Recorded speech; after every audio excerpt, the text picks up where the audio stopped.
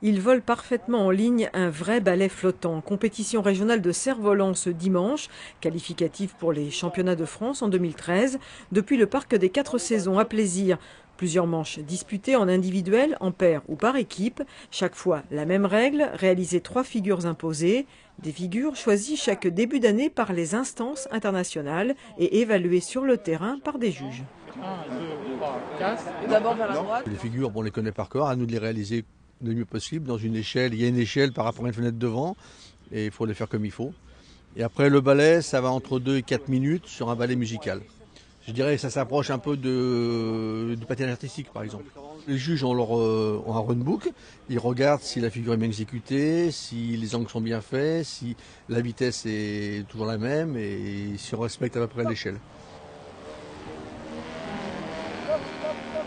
Et on enroule, top. Le club de plaisir est l'organisateur de la manifestation, un club bien armé et qui compte des adhérents classés entre les 5e et les 10e places au niveau national, ainsi qu'une équipe vice-championne d'Europe.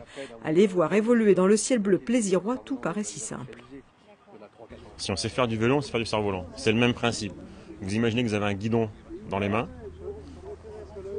Pour aller à gauche en vélo, on va pousser à gauche, tirer à droite, tirer à gauche, pousser à droite, et inversement pour aller à droite. Le cerf-volant, c'est pareil. Il suffit juste de savoir ça. Pas avoir peur, prendre son temps, rester calme, et c'est tout.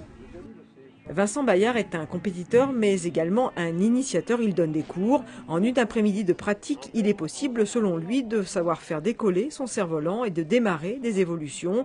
Mais pour une maîtrise totale, il faudra tout de même compter plusieurs heures d'entraînement.